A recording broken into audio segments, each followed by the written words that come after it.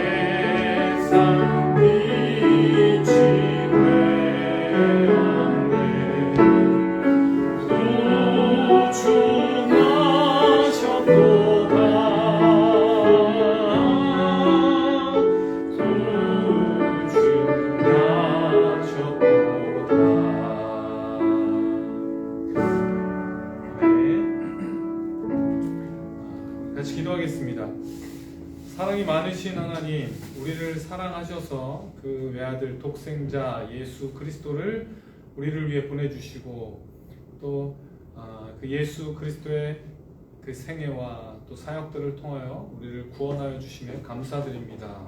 오늘 이 시간에 그 예수 그리스도의 그 생애에 대해서 우리 다시 한번 같이 배우려고 합니다. 하나님, 정말 이것이 그냥 지식이 아니라 우리의 삶에 적용되어서 우리를 위해 하신 예수 그리스도의 사역에 대해 감사하게 하시고 다시 한번 생각하게 하시고 묵상하게 하셔서 정말 실제적으로 그 은혜를 경험하는 이 시간 될 수 있도록 주님 도와주시옵소서. 함께하여 주실 줄 믿사오며 예수님의 이름으로 기도드렸습니다. 아멘.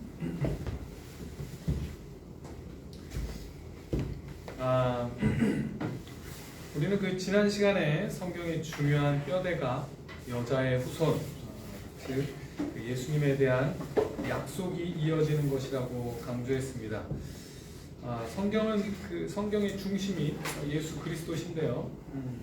오늘은 예수님께서 인간이 되셨다는 거예요. 제가 이 말을 아마 계속해서 반복을 하게 될 건데, 완전한 인간이셨다는 것에 대해서 우리 같이 배워보고 또 생각해 보도록 하겠습니다.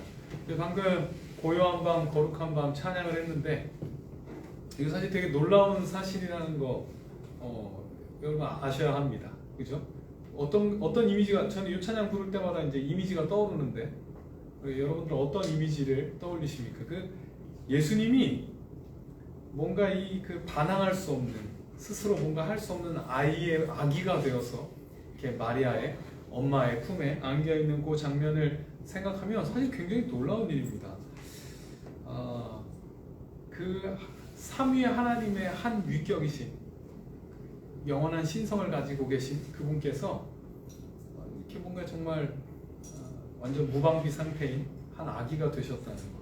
그래서 그냥 그 엄마 품에서 울고 젖을 먹고 그랬다는 게 얼마나 신기한 일인지 모릅니다. 오늘 이제 내용을 통해서 그 사실이 얼마나 진짜 놀라운 일인지를 같이 한번 배워보도록 하겠습니다. 누가복음 1장 35절을 한번 찾아볼까요? 누가복음 1장 35절입니다.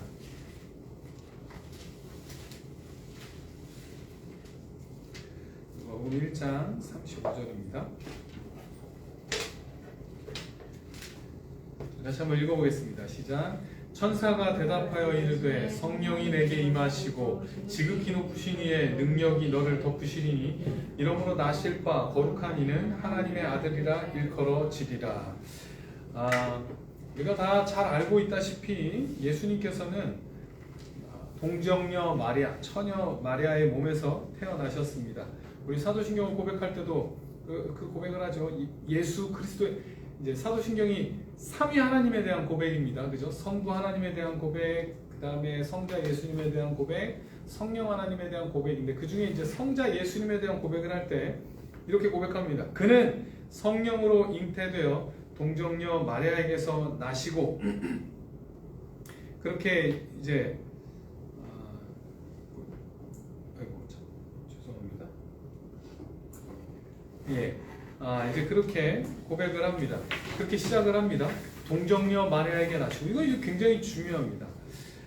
예수님께서는 분명히 요셉과 마리아 사이에서 태어나셨는데요. 그런데 분명 법적으로는 요셉의 아들, 요셉의 후손이지만 생물학적으로는 성령으로 잉태하셔서 동정녀 마리아에게서 태어나셨지, 요셉과는 사실은 생물학적으로는 상관이 없다는 것입니다. 이 동정녀 탄생이 굉장히 중요한 의미를 가지고 있는데요. 일단은 예수님은 자연스러운 생식의 과정을 통해서 태어나신 게 아닙니다.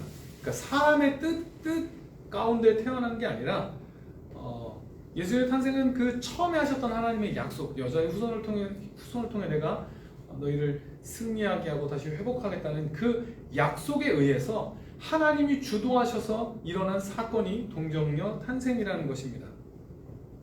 어떤 초자연적인 탄생이고요. 이거 마치 이삭의 탄생과 같습니다. 아브라함과 사라가 정말로 자연적으로는 도저히 아이를 낳을 수 없는 그 상황에서 하나님께서 사실은 이삭을 낳게 하셔서 아브라함의 후손으로 하나님의 백성을 삼으셨던 것처럼, 예수 그리스도께서는 그냥 자연스러운 과정을 통해 태어난 게 아니라 초자연적인 역사로 하나님께서 그렇게 그 마리아를 통해서 태어나도록 역사하신 것입니다.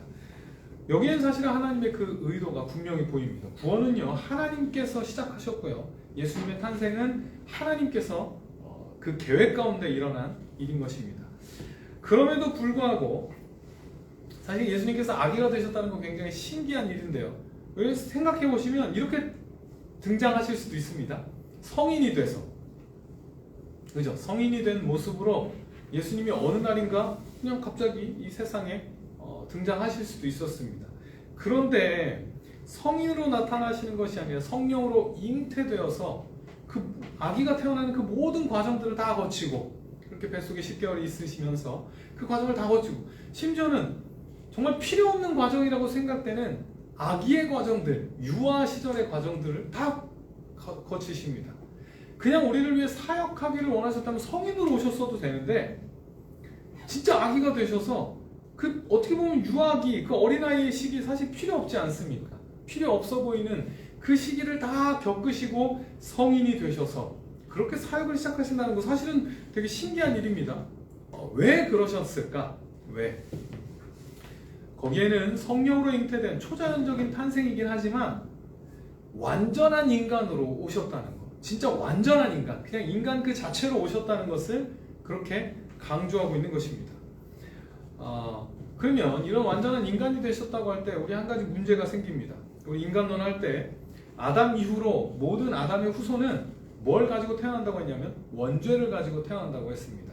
아담이 범죄했기 때문에, 인간의 대표로 범죄했기 때문에 그 이후의 모든 후손은 원죄책, 그 아담이 저지른, 대표로 저지른 그 죄에 대한 벌, 그 벌과 또 원오염, 이제 부패된 상태로 그렇게 태어나게 됩니다. 그래서 아담 이후의 인간은 자연스럽게 전적 무능력과 전적 부패의 상태로 태어나게 됩니다.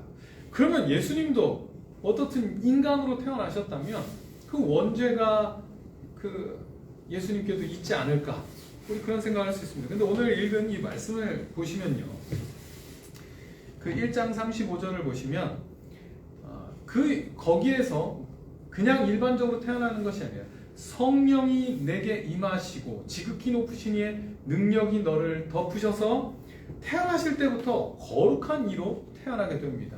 원죄를 성령의 사역, 성령께서 그 원죄가 전가되는 것을, 그렇게 죄가 전가되는 것을 막으셨던 것입니다.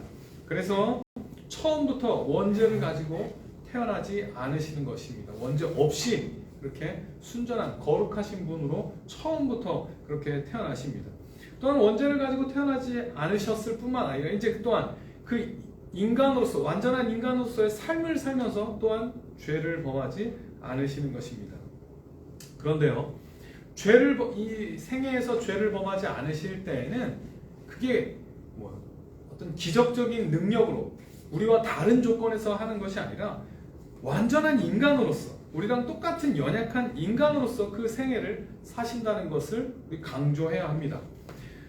예수님은요, 아기로 태어나셔서 우리랑 똑같은 유아기를 거칩니다. 실제로 누가복음에 보면, 누가복음 2장 52절을 보시면 예수는 그 지혜와 그 키가 자라가며 하나님과 사람에게 더 사랑스러워 가시더라 라고 이렇게 말씀하고 계십니다. 예수님은 삼위 하나님의 두 번째 위격이신데, 이 구절이 사실은 상당히 신기한 내용을 가지고 있는 건데요, 놀라운 내용을 가지고 있는데, 삼위 하나님의 두 번째 위격이신 하나님이십니다. 우리 신론 때 배웠지만 하나님은 영원하시고 무한하시고 불변하시는 분입니다. 그런데 여기서 예수님께서 어떻게 되고 있냐면 자라가고 계시고요, 더 배워가고 계시고, 뭔가를 더 얻어가고 계시고, 뭔가 성장해가고 계시는 놀라운 모습을 발견할 수 있습니다.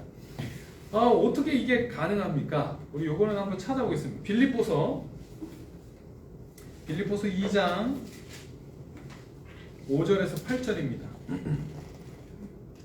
빌립보서 2장 5절에서 8절입니다. 히타 좀 꺼주시겠어요? 빌립보서 2장 5절에서 8절입니다.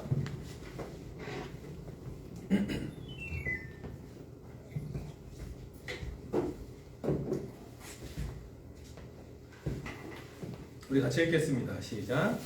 너희 안에 이 마음을 품으라. 곧 그리스도 예수의 마음이니 그는 근본 하나님의 본체시나 하나님과 동등됨을 취할 것으로 여기지 아니하시고 오히려 자기를 비워 종의 형체를 가지사 사람들과 같이 되셨고 사람의 모양으로 나타나사 자기를 낮추시고 죽기까지 복종하셨으니 곧 십자가에 죽으심이라. 이 말씀에서 이렇게 나옵니다.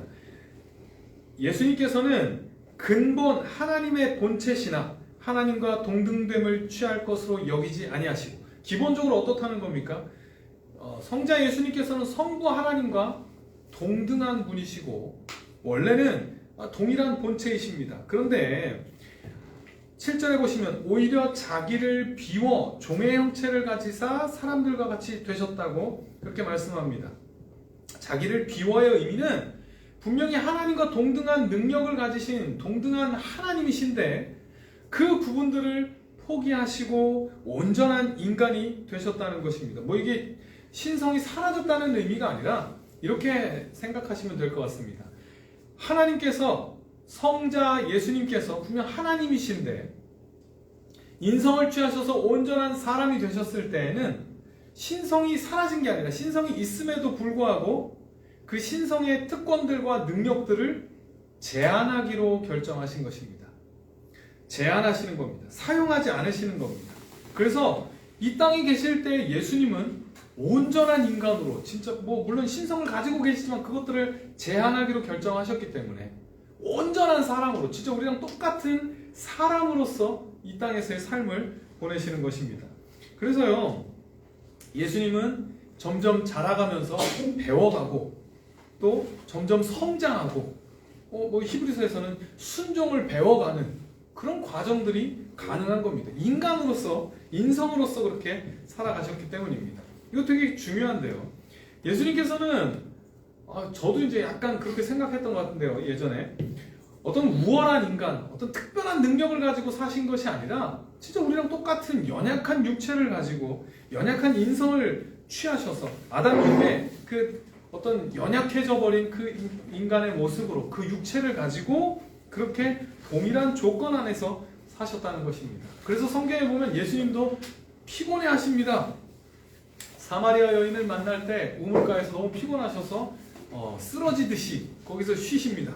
또 먼 길을 어떻게 이렇게 저절로 갈 수 없습니다. 직접 한 걸음 한 걸음 걸어서 그 먼 길도 가셔야 했고요. 또 음식을 드시지 않으면 배가 고팠습니다. 40일 금식하시고 극도의 허기를 느끼셔서 진짜 사단이 시험하는 그런 장면이 나옵니다. 그때 그냥 배가 고픈 척 하는 게 아니라 정말로 우리가 40일을 금식했을 때 그 고통, 저는 안 해봤지만 그 고통을 예수님은 고스란히 다 경험하신 것입니다. 그러면 예수님의 어떤 그 특별한 능력들은 어떻게 설명이 됩니까? 똑같은 인간인데. 그것은요, 성경에 분명히 나오는데 성령의 능력을 통해서 그 일들이 일어나는 겁니다. 예수님이 어떤 특별한 능력을 애초에 가지고 계셔서 발휘하시는 것이 아니라 성령의 능력. 예수님께서 아예 그렇게 말씀하시거든요. 마태복음 12장 28절 제가 읽어드릴게요. 그러나 내가 하나님의 성령을 힘입어 귀신을 쫓아내는 것이면 하나님의 나라가 이미 너희에게 임하였느니라. 예수님께서는 그렇게 성령의 능력을 통해서 역사하셨지, 이게 완전한 인간으로 계셨던 겁니다. 심지어는요, 마가복음 13장 32절인데요. 제가 읽어드리겠습니다. 그러나 그 날과 그때는 아무도 모르나니 하늘에 있는 천사들도 아들도 모르고 아버지만 아시느니라. 그날과 그때는 예수님께서 모르신다는 거예요. 이거 되게 신기한 겁니다. 삼위 하나님인데 어떻게 그 한 위격은 모를 수가 있습니까?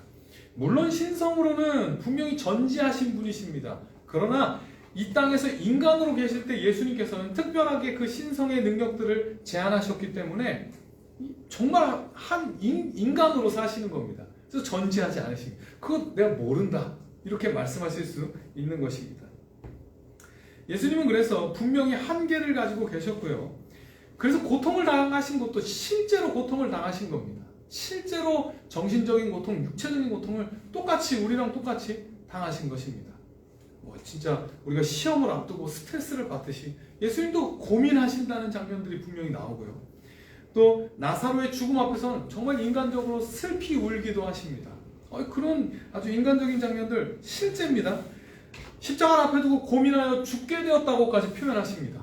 이게 그냥 하는 말씀이 아니라 정말로 그렇게 정신적인 고통도 당하신 겁니다. 되게 중요합니다. 사람이 흉내만 낸 게 아니라 정말 한 완전한 인간으로서 살아가신 것입니다. 그래서 예수님께서 기도하시는 장면들은 정말로 하나님의 도우심을 구하는 간절한 기도였고요.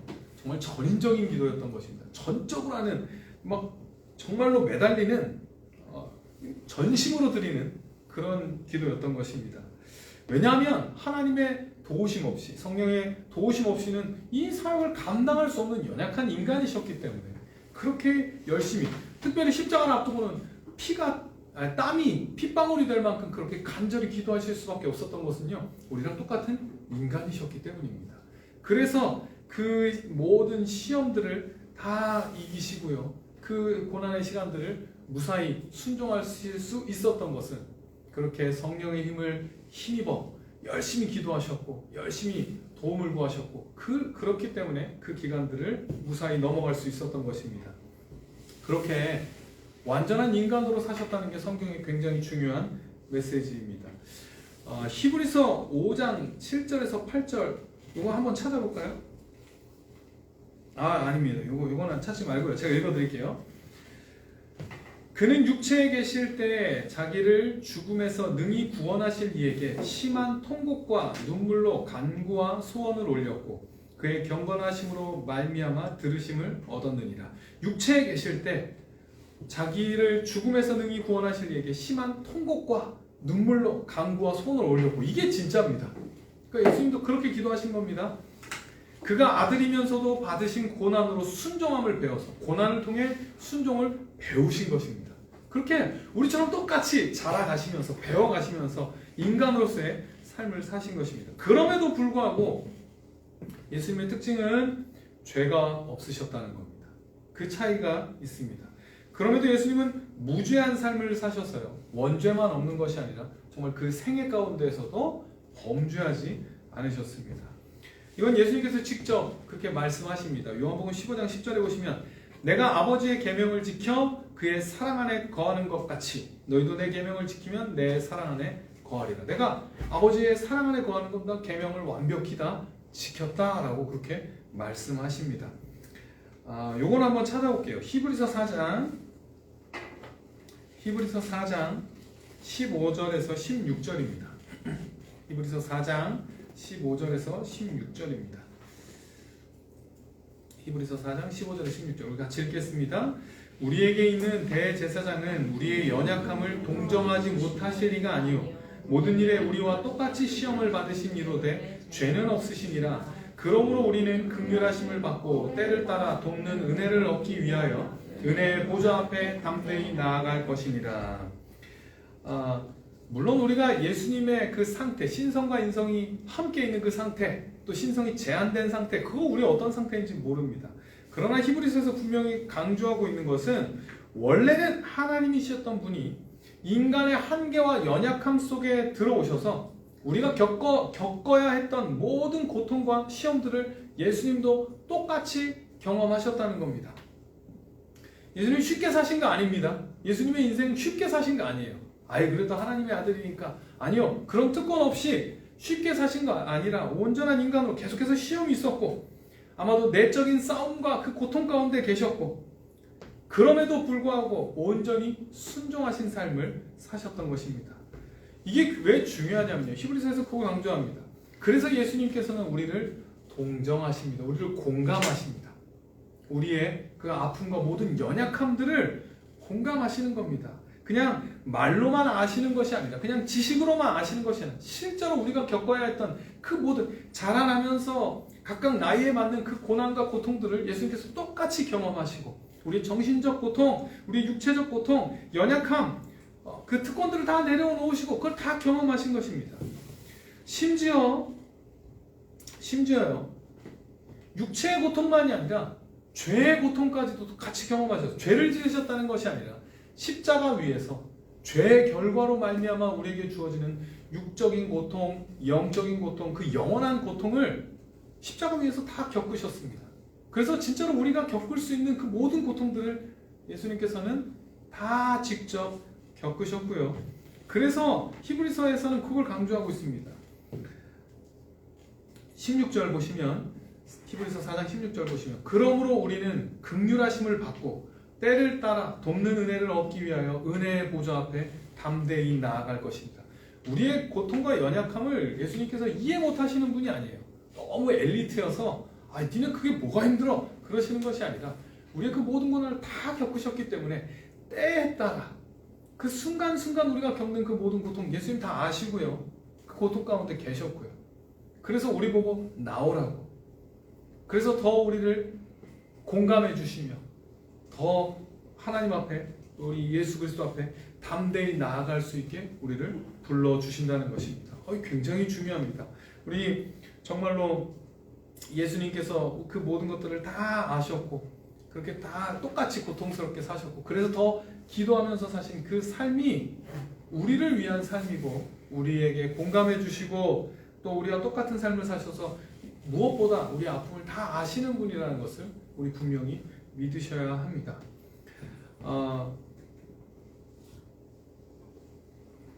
그렇다면 이렇게 이제 성경에서 예수님의 완전한 인성, 정말 완전한 인간으로 오셨다는 것을 강조하고 있는데요. 왜 예수님이 완전한 인성이 필요하셨습니까? 요한일서 4장 2절에서 3절인데요. 이거 한번 찾아볼까요? 요한일서 4장 2절에서 3절입니다. 요한일서 4장 2절에서 3절 같이 읽겠습니다. 이로써 너희가 하나님의 영을 알지니 곧 예수 그리스도께서 육체로 오신 것을 시인하는 영마다 하나님께 속한 것이요 예수를 시인하지 아니하는 영마다 하나님께 속한 것이 아니니 이것이 곧 적그리스도의 영이니라 오리라 한 말을 너희가 들었거니와 지금 벌써 세상에 있느니라. 지금 사도 요한이 꼭 집어서 뭘 강조해서 이게 잘못된 거고 올바른 거고 그걸 꼭 집어서 뭐라고 하냐면 그리스도께서 육체로 오신 것을 시인하는 것, 그게 이제 기준입니다. 왜냐하면 이 당시에 예수님 당시에 영지주의자들이라는 사람들이, 영지주의라는 어떤 그런 정신들이 되게 유행했는데, 그런 세계관이 유행했는데요. 영지주의라는 건 뭐냐면 영은 우월한 거고 이런 어떤 물질은 굉장히 하등한 겁니다. 그래서 예수님, 어떻게 보면 그 하나님이신 예수님께서 오셨을 때 이 육신을 입는다는 것이 말이 되지 않는다. 그래서 뭐라고 했냐면 육신처럼 보였을 뿐이다 라고 그 강조하는 사람들이 영지주의자들입니다. 근데 이거를 이 사도 요한이 꼭 집어서 굉장히 중요하게 반박하고 있습니다. 육체로 오셨다는 게 너무 중요하기 때문이에요. 너무 중요하기 때문에. 여기엔 두 가지 이유가 있습니다. 첫 번째는요, 우리의 대표가 되기 위해서는 예수님은 온전한 인간이셔야 했습니다. 왜냐하면요, 첫 번째 인간 대표인 아담이 인간으로서 하나님과 언약을 맺었고요. 근데 대표로서 불순종해서 그 언약을 깨트렸고 그 모든 그 죄책들이, 죄에 대한 어떤 책임들이 모든 사람들에게 다 전가가 돼버렸죠. 그래서 예수님이 오셨는데요. 예수님은 어떻게 오시냐면 새로운 인간으로서, 새로운 대표로서 오셔야 했기 때문에 완전한 인간이셔야 했습니다. 그냥 하나님끼리 하는 것이 아니라 진짜 온전한 인간으로 오셔서, 보십시오. 아담이 실패한 그 순종을 한 인간으로서 완전히 순종하셔야 했던 겁니다. 그러니까 그냥 적당히 한 것이 아니라 아담이 실패한 그 자리에서 인간의 대표로 오셔서 그 모든 신성을 제한하시고 완전한 인간으로서 그 순종을, 평생 그 순종을 온전히 이루심으로써 우리를 구원하실 그 근거를 마련하시는 것입니다. 완전한 인간, 그냥 인간인 척하는 하나님이 아니라 진짜 연약한 인간으로서 그 온전한 순종을, 아담이 실패한 자리에서 온전히 다 순종을 직접 하신 것입니다. 그래서 정말로 그 힘들게 그 길을 걸으셔서 연약한 인간으로서 순종하셔서 우리에게 그 구원할 수 있는, 우리를 구원하실 수 있는 그 의를 직접 그렇게 한 인간으로서 획득한 것입니다. 오히려 이제 아담은 그 당시에 범죄하기 전에 완전한 육체를 가지고 있었지만 예수님은 타락 이후에 그 연약한 육체를 가지고서 순종을 하셨습니다. 한번 상상해 보십시오. 예수님께서 그 평생을 우리를 위해서 순종하신 겁니다. 죄 짓지 않기, 저절로 죄 안 지어지고 이런 거 아니라 정말 그 연약한 인간, 분명히 시험도 당하셨고 유혹도 있었지만 그것들을 넘어서시면서 우리를 위해서, 우리를 구원하시기 위해서. 왜냐하면 죄가 있으면 안 되잖아요. 예수님께서 평생 사시다가 죄를 지으셨다면 어떻게 됩니까? 그럼 우리 죄를 위해서 죽으실 수 없고요. 본인의 죄를 책임져야 하기 때문에 온전한 순종, 우리를 위해 온전한 순종을 하시기 위해서 그 평생을 태어나셔서 십자가에서 죽으시기까지 그 30여 년의 그 삶을 온전한 순종을 위해 얼마나 애를 쓰셨을지, 얼마나 기도하셨을지 우리 분명히 그 시간들을 떠올리셔야 합니다. 그 우리를 위해서 그 완전한 순종을 하셨던 것입니다. 만약 죄가 있으면 진짜 우리 죄를 대신할 수 없기 때문입니다. 그게 첫 번째 이유입니다. 우리의 온전한 대표가 되시기 위해서, 그 온전한 순종을 하시기 위해서 온전한 인간이 되셔야 했습니다. 두 번째는요, 대속제물이 되기 위해서는 온전한 인간이셔야 했습니다. 왜냐하면요, 아담의 죄로 말미암아 받게 된 형벌이 죽음인데, 우리 죽음 인간론 때 배웠죠. 죽음 세 가지로 나눴습니다. 육체적인 죽음, 영혼의 죽음, 영적인 죽음, 그리고 영원한 죽음. 그 형벌이 그냥 육체만 형벌을 받는 것도 아니고 영혼과 육체가 다 형벌을 받게 됩니다. 그러면 그 형벌을 대신 감당하시려면 예수님은 어떠셔야 했냐면 완전한 인간이 되셔야 했습니다. 영혼과 육체, 그 하나님과의 영원한 단절인 그 모든 그 형벌을 담당하시기 위해서는 완전한 인간이셔야 했고요. 온전한 영혼과 육체가 가진 정말 온전한 인간이셔야 했습니다. 그래서 정말 하나님으로서 피해 가신 것이 아니라 그 고통을 다 고스란히 인간으로서 다 담당하신 것입니다. 따라서 예수님께서는 무죄하셔야 됐고요. 그렇게 예수님께서는 우리를 위해 온전한 인간이 되셨고요. 그렇게 온전히 순종하셨던 것입니다. 그래서 예수님께서 완전한 인간이 되셨다는 것은 아주 중요합니다. 우리 잊어버리시면 안 됩니다. 그냥 적당히 어떤 그 인간인 척 하시면서 그렇게 살아가신 인생이 아니라 진짜 우리와 똑같은 삶을 온전히 순종하시며, 그런데 우리를 위해서 그렇게 조심조심 기도하며 애쓰며 순종하시는 삶을 한순간도 아마 긴장을 놓지 않으시고 온전히 순종하셔서 우리를 위해 그렇게 사신 그 인생을 우리 분명히 생각하셔야 한다는 겁니다. 우리가 교리를 배운다는 것은 올바른 개념들을 가지게 되는 겁니다. 기독론을 우리가 배운다는 것은 예수님에 대해서 어떤 내가 지금까지 가지고 있는 편견과 내 생각들로 예수님을 떠올리는 것이 아니라 성경이 말하고 있는 그 예수님에 대해서 우리의 어떤 생각들을 고쳐나가며 그 예수님을 우리 머릿속에 분명히 그려 넣어야 되는 것입니다. 그래서 우리는 기독론을 배웁니다. 우리 오늘은 완전한 인간이신 예수님에 대해서 우리 같이 배웠습니다.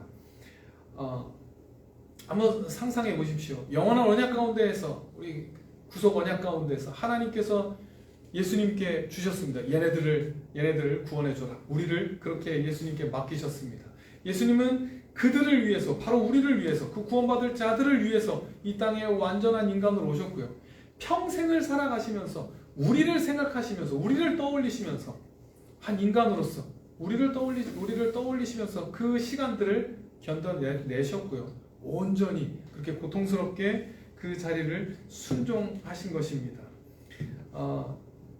예수님의 생애 전체가 바로 우리를 위한 그 순종의 시간들이었고요. 우리를 위한 그 사랑의 시간들이었다는 것을 우리 분명히 기억하셔야 합니다.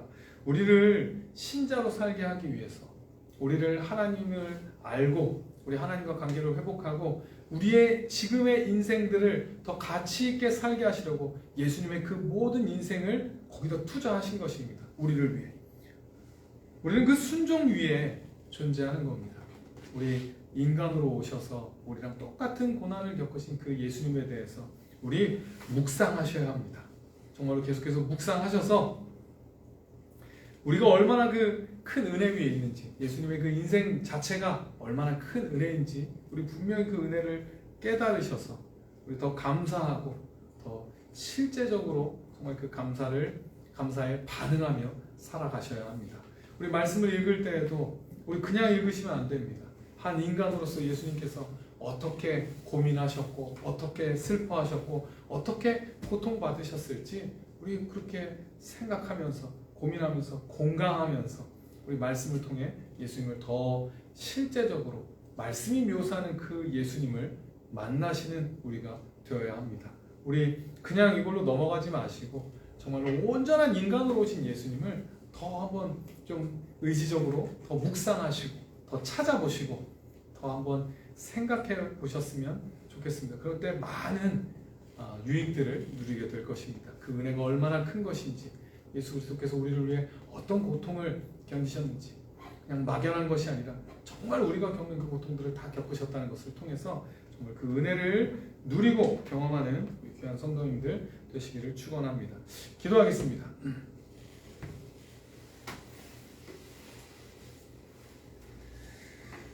사랑이 많으신 하나님, 예수님께서 우리를 구원하시기 위해서 그렇게 평생을 최선을 다해 순종하시며 연약한 육신으로서 아담이 하지 못했던 그 순종의 길을 걸어가셨습니다.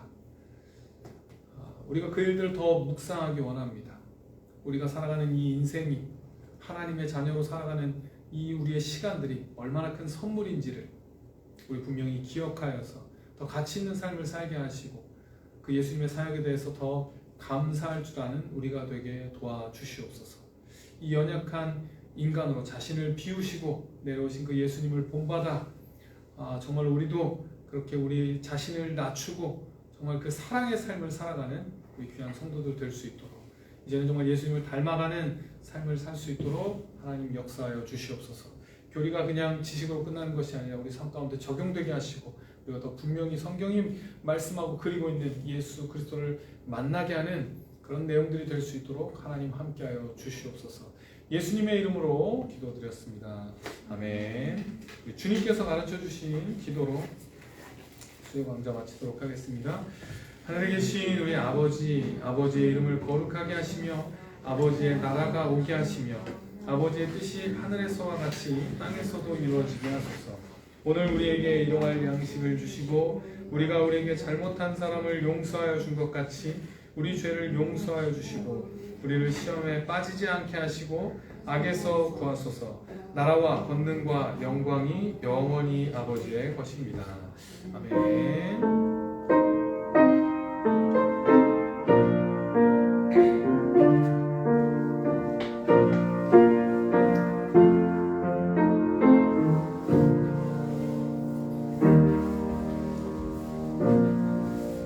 수요 강좌 마치겠습니다.